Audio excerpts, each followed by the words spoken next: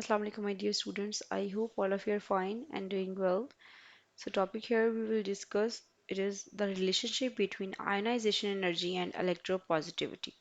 Basically, when we talk about the ionization energy and electropositive reactor, both these relate to one another. Here, the electropositivity and ionization energy. Ionization energy is the energy that is needed to remove an electron from an atom. So here we have the structure of an atom in which the central part this is the nucleus, and around the nucleus these are the circular orbits. These orbits are also called as shells. Now in the shells the electrons revolve around the nucleus. So these are the electrons. So the outermost shell is called as the valence shell. For example, we want to remove that electron from the valence shell of an isolated atom. How do we remove? So that atom required the energy.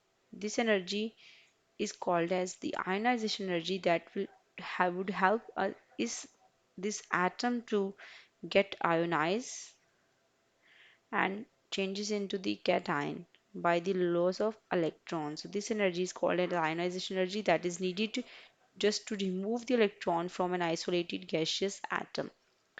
On the other hand, when we talk about the electropositivity, is the elements that tend to lose the electrons and form the positive ions.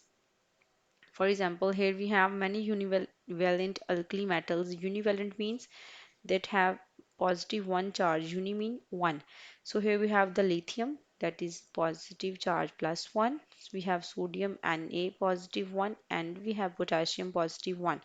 Now, why these three atoms have the positive charge? Because they belongs to group 1a and they have just one electron in their valence shell, and to get stability they tend to lose the electrons from their valence shell and changes into the cations. These cations are basically called as electropositive ions. These are also known as the electropositive ions. And here the term electropositivity, it is related to the metals, and that electropositivity is also called as the metallic character of the metals. So how do ionization energy and electropositivity interrelate with one another?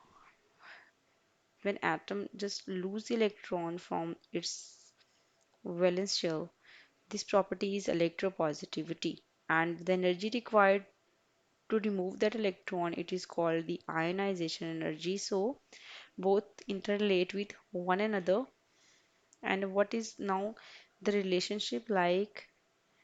If an atom is going to lose electron more easily, more electropositivity, have more electropositive, then its ionization energy will be less. On the other hand, when an atom is less electropositive, then more energy will be required to remove the electron from its valence shell, so its ionization energy will be high. So in terms, we can say that the ionization energy having inverse relation with the electropositivity. So when ionization energy is high, the electropositivity will be low. On the other hand, when ionization energy is less, the electropositivity will be higher. So this is the simple relationship between the ionization energy and electropositivity. Here we have the first and the second ionization energy. If an atom lose one electron from its valence shell, that energy will be called as its first ionization energy. And if an atom lose two electrons, then by losing second electron, it will have the energy which is called as the second ionization energy of the atom. So here we have the comparison of sodium and magnesium. The first thing,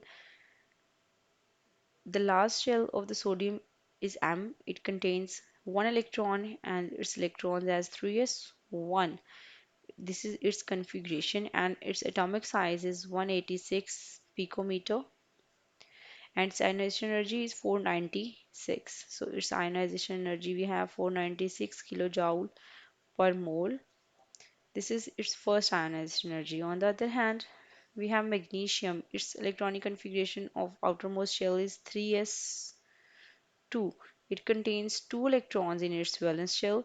Now, by losing the first one electron, it will lose the energy which is called as or known as the 738 kilojoules per mole of energy that will be lost by the magnesium. So, always the first and the second ionization energy of the atoms will be higher because the second ionization energy will be greater as compared to the first ionization energy of the atoms. Now, the atom becomes more electropositive by losing one electron from the valence shell. And when it is more electropositive, now we want to remove the second electron, so it will lose electrons with more difficulty. So more energy will be required, which is called as the ionization energy, and the second ionization energy will be higher for that atom. Now we have the examples of the different metals that have their ionization energy, that how do they lose the electrons. First one is we have lithium. Its atomic number is 3. Its valence shell contain 1 electron. Its ionization energy is 520. Its metal after this beryllium. Atomic number is 4. 2 electrons. Its first ionization energy is 899 and second is 17, 18, 7. So in the first one, here we have alkali metals, that is group 1a, and here we have the group 2a metals, that are alkaline earth metals. On all this, you can easily see that ionization energy of the sodium, which is 496, and here the ionization energy of magnesium is 739 and second is 1450 kilojoule per mole. For potassium, ionization energy is 419, and for calcium, ionization energy is 590. For rubidium, ionization energy is 406, and for strontium we have 549. Cesium ionization energy is 377, and for the barium we have ionization energy 503. So in all that, we have just seen that ionization energy of group 1a elements is less as compared to the ionization energy of group 2a.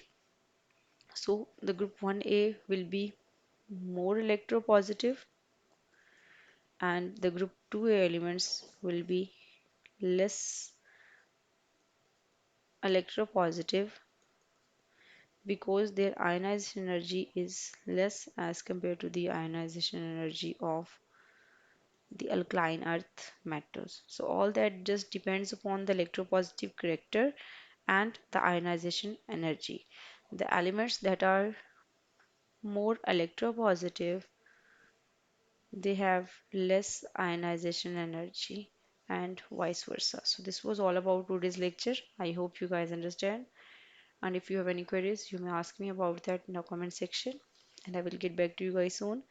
The next topic that we will discuss, it is the comparison of reactivity of alkali and alkaline earth metals. That how do the alkali and alkaline earth metals react with the other substances, whether they are more or less reactive. For that time, guys, keep learning and have a good day.